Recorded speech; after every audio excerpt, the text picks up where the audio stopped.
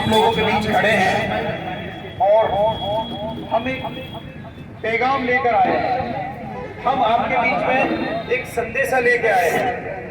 हम सब एक साथ आपके बीच आए हैं कि हमारा अमन और भाईचारा कायम रहे। इसके लिए हर इंसान के ऊपर एक जिम्मेदारी बनती है कि हमें आपस में मिलकर रहना चाहिए, भाईचारे के मुताबिक काम करना चाहिए। जैसा कि आप लोगों को पता होगा, कुछ समय पहले हमारे यहाँ कुछ ऐसे गलतियां लगा ले या कुछ बच्चों की नाकामी लगाए या कुछ लोगों ने जैसे भी किया, माहौल खराब हुआ यहाँ 31 तारीख को। और उसका खमियाजा ये रहा कि पूरी मेवाड़ काफी दिनों से आज भी उसकी जो नुकसान है उन नुकसानों को आज भी भुगत रही है। इन सब चीजों को खत्म करने के लिए हमें चाहिए कि हम अमन कायम करें और अमन हमसे आएगा। हम लोग जब कोशिश करेंगे, एक टाइम ऐसा आएगा कि हम लोग जरूर अमन कायम करेंगे। सर नमस्कार सर, वेलकम तहसीलदार साहब। प्लीज हमारे बीच हमारे यहाँ के तहसीलदार साहब बता रहे हैं, उनका स्वागत है। और मैं इन सब को यहाँ पर बुलाने का हमारा मकसद मैं आपको बता रहा हूँ कि तहसीलदार साहब को और आप सबको यहाँ इसलिए कलेक्ट किया गया है कि यहाँ पर दोबारा से वो हमारा भाईचारा, वो अमन कायम हो जो हमारा लुट गया था और जिसमें कोई परेशानियां आ गई। आज हम लोग कोशिश करेंगे कि जो हम लोगों ने यहाँ पर एक दूसरे को अनजाने में हमने यहाँ पर एक जख्म दिए थे, उन जख्मों को मरहम लगाए, उन जख्मों को, क्योंकि जख्म खत्म नहीं कर सकते हम लोग, लेकिन मरहम जरूर लगा सकते हैं। हमारे लोगों ने अगर गलती की है, हमें किसी एक कम्युनिटी की बात मैं बिल्कुल नहीं कर रहा हूँ, हम सब मिलकर इस काम को करेंगे कि आने वाले टाइम में हम अमन के साथ रहेंगे और हमारे यहाँ पर जो इस तरीके की गलतियाँ हुई है वो गलतियाँ दोबारा ना हो। हमारी कोशिश ये रहेगी। उसके लिए हमें चाहिए कि हम सब मिलें और मिलके अपना भाईचारा कायम करें। उस भाईचारा को कायम करने के लिए अकेला मोहम्मद खालिद ही कुछ नहीं कर सकता, अकेला राम किशोर ही नहीं कर सकता, अकेला बीरबल नहीं कर सकता, अकेला रामजलाल नहीं कर सकता। उसको करने के लिए जकरिया को भी मेहनत करनी पड़ेगी, हमिदा को भी मेहनत करनी पड़ेगी, किसी भी आदमी को मेहनत करनी पड़ेगी। उन सब की मेहनत को पूरा करने के लिए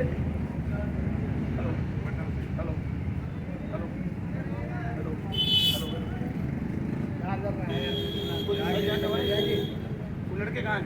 हेलो भैया, ठीक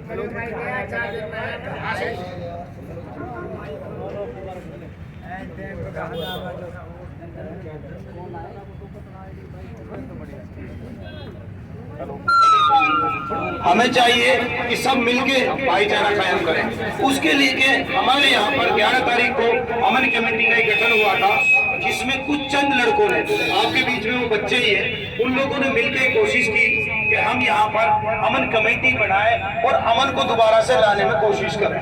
और उसमें हम लोगों ने 17 तारीख को दोबारा से माननीय डीएसपी साहब के साथ मीटिंग की और मीटिंग करने के बाद में यहाँ पर ये फाइनल हुआ कि यहाँ जो दुकानें उजड़ी हुई है, बिल्कुल मार्केट जो बिल्कुल बंद था, उस मार्केट को दोबारा से शुरू किया जाए और उस अमन को दोबारा से लाया जाए, मार्केट को खुलवाया जाए। माननीय डीएसपी साहब और पूरे अमन कमेटी के मेंबर्स ने मिलकर ये फैसला किया और उसके बाद ये हुआ कि यहाँ एक फ्लैग मार्च निकाला गया और उस मार्च को निकालने के बाद आज यहाँ पर कुछ लोग अपनी दुकानें खोल सके हैं, अपना चमन दोबारा से बन सका है। और आने वाले टाइम में माननीय एसडीएम मैम ने और डीएसपी साहब, तहसीलदार साहब, सबका एक प्रयास है, हर जितने अधिकारी हैं सबका एक प्रयास है कि यहाँ पर दोबारा से चमन आए। चमन कब आएगा? जब हमारे लोग यहाँ पर मिलके सब एक दूसरे की मोहब्बत के साथ और अमन कायम करेंगे। उसको करने के लिए मैं फिर से बता देता हूँ, किसी एक आदमी की जिम्मेदारी नहीं है, हम सब की जिम्मेदारी है कि हम आने वाले वक्त में अपने लोगों को, अपने बच्चों को, अपने घर वालों को, अपने पड़ोसियों को, अपने समाज के हर आदमी को समझाएं कि यहाँ पर हम सब भाईचारे के साथ और मोहब्बत के साथ रहेंगे तो सब कुछ है। अगर हम मोहब्बत के साथ नहीं रहेंगे, बगैर मोहब्बत कुछ नहीं है, अकेला आदमी कुछ नहीं कर सकता। हम सब भाई मिलकर रहेंगे, उसको मिलकर रहने के लिए ये निहायत जरूरी है कि हमारे यहाँ पर अमन कायम रहे और एक दूसरे से मोहब्बत करें। हम गलत नीति पे ना आए और हम ये कोशिश हर तरीके से कोशिश करें और कोशिश के साथ पूरी मेहनत भी करें ईमानदारी के साथ कि हमारे लोग, जितने लोग यहाँ पर हैं, सब बिल्कुल ऐसे एक परिवार की तरह रहें। देखो, अगर परिवार की तरह रहेंगे तो हम लोगों को यहाँ पर रहने में कोई परेशानी भी नहीं आएगी, कोई दिक्कतें नहीं आएगी। वरना एक टाइम ऐसा होगा जैसे आज से 20 दिन पहले था, यहाँ पर आपको परिंदा पर नहीं आता था, यहाँ पर कोई नहीं दिखता था, जंगल इस प्रकार से बना हुआ था। हमें यहाँ पर जंगल नहीं बनने देना, हमको सबको कोशिश करेंगे कि यहाँ पर जंगल नहीं बनाना, हमको यहाँ पर अमन बनाना है और सब भाई एक तरीके से भाईचारे से रहेंगे। उसमें हमारे यहाँ एक अमन कमेटी जो बनी है, उस अमन कमेटी के माननीय सम्मानित मेंबर्स इसमें हैं। मैं रिक्वेस्ट करूंगा कि हमारे साथी आए और आके अपनी बात रखें ताकि इस प्रोग्राम को हम आगे बढ़ाएं। प्रोग्राम ये है, सर आपको थोड़ा सा मैं अवगत करा दूं, प्रोग्राम ये है कि जिन साथियों की यहाँ रेहड़ियाँ जड़ी हैं, जिनकी गई है, उन लोगों को हमारे अमन कमेटी के जो मेंबर हैं, उन्होंने अपने पास से कुछ चंदा इकट्ठा करके उनको हम रेहड़ियाँ आज बांट रहे हैं। माननीय एमडी मैडम को आना था, लेकिन किन्हीं कारणों से वो लेट है और उनको देकर हम कोशिश करेंगे कि मरहम लगाएं, क्योंकि हम सिर्फ मरहम लगा सकते हैं। अच्छा, हम सरकार नहीं है जो हम उनका पूरा खर्चा दे सके, हम इतनी बड़ी सरकार नहीं है, हम इतने बड़े लोग नहीं है। हम तो ये हैं कि भाई के पास जाके भाई से कम दुख की सी बात करें और भाई से गले लगें। हमारा मकसद ये है कि हमारे जो भाई है, चाहे हिंदू है चाहे मुस्लिम है, हम किसी एक कम्युनिटी की बात नहीं करते। हम यहाँ पर जो लोग हैं वो सामाजिक कार्यकर्ता हैं, वो समाज के लिए काम कर रहे हैं। हम धार्मिक काम नहीं कर रहे हैं यहाँ पर, ना हम पॉलिटिक्स का कोई काम कर रहे हैं। 3 तरह के लोग होते हैं काम करने वाले। एक पॉलिटिशियन होता है जिसको सिर्फ आपकी वोट चाहिए, एक धार्मिक आदमी होता है जिसे धर्म का काम करता है, धर्म का प्रचार करता है, एक होता है सामाजिक, जो समाज का काम करता है। हम लोग सर यहाँ पर न पॉलिटिक्स लेके चल रहे हैं न धार्मिक लेके चल रहे हैं, हम सिर्फ और सिर्फ केवल हम समाज की बात कर रहे हैं, समाज को जोड़ने की बात कर रहे हैं। और ये हम कोशिश कर रहे हैं कि हमारा समाज दोबारा से जुड़े और जुड़ के वो सब कुछ हम कर पाए जिसकी हमें आज के टाइम जरूरत है।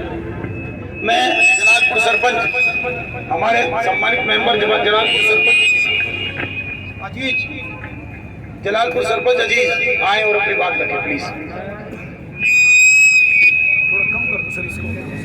हेलो, हाँ करिए, बोलिए प्लीज। नमस्कार, अस्सलाम वालेकुम। जैसा कि आप सभी को पता है कि जो ये प्रोग्राम है ये अमन कमेटी द्वारा आयोजित है और अमन कमेटी की खास बात ये है कि अमन कमेटी में हर वो इंसान सदस्य है जो अमन पसंद है। तो अमन कमेटी में कोई भी ऐसा फिक्स नहीं है कि ये लोग अमन कमेटी में काम कर रहे हैं। जो भी अमन पसंद लोग हैं वो सब अमन कमेटी का सदस्य हैं। और आज ये जो रेहड़ियाँ हैं, तख्त हैं, जो लोग इस दंगे से प्रभावित हैं, जो उन दंगों से जिनको नुकसान हुआ है, उनको हम ये रेहड़ियाँ और तख्त बांटने जा रहे हैं। और आज का दिन हम लोगों ने इसलिए सिलेक्ट किया कि आज जो 5 सितंबर है वो मदर टेरेसा की जो पासिंग डे है, उसके उपलक्ष्य में ये इंटरनेशनल चैरिटी डे मनाया जाता है, यानी कि अंतर्राष्ट्रीय दान दिवस मनाया जाता है। तो अंतर्राष्ट्रीय दान दिवस, इस दिन का यही मतलब है कि हम लोग अगर पैसे से नहीं, सामग्री से नहीं, तो कम से कम नियत से किसी की मदद कर सके, ताकि समाज में, हमारे आसपास में एक अमन कायम हो।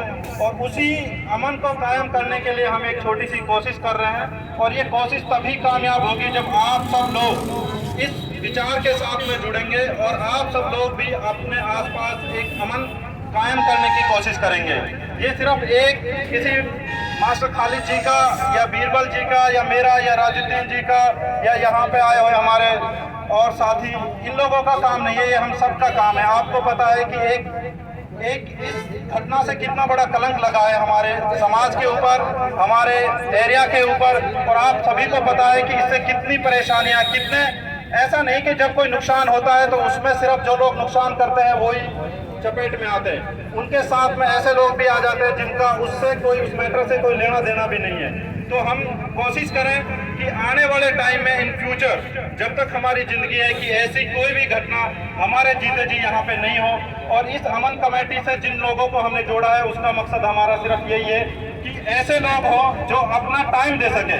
आज के दौर में सबसे बड़ी चीज़ होती है टाइम। हम लोग टाइम को वैल्यू नहीं करते, वो एक अलग बात है, बट सबसे कीमती चीज़ जो है वो टाइम है। तो हमने ऐसे लोगों को इस मुहिम से जोड़ा है कि जो अपना टाइम दे सके। अगर कोई भी कहीं पर भी कुछ भी मिसहैपनिंग होती है तो हम अगर एक मैसेज ग्रुप में डालें तो वो लोग अपना जरूरी काम छोड़कर उस मुहिम से उस जगह पर पहुंचे, उस मुहिम से जुड़ने के लिए, उस काम से जुड़ने के लिए। तो हम सबका यही प्रयास है कि आगे इंशाअल्लाह हम सब मिलकर कोई ऐसी घटना को नहीं होने दें और सब ये कोशिश करें कि अमन कायम रहे, और ताकि इस बड़कली चौक पे जिसको मेवात की राजधानी कहा जाता है, इस पे अमन कायम हो और चमन कायम हो। बहुत बहुत धन्यवाद। शुक्रिया सरपंच साहब। मैं आप लोगों को बड़ी खुशी की बात है, मैं आपको बता दूं बड़कली वालों,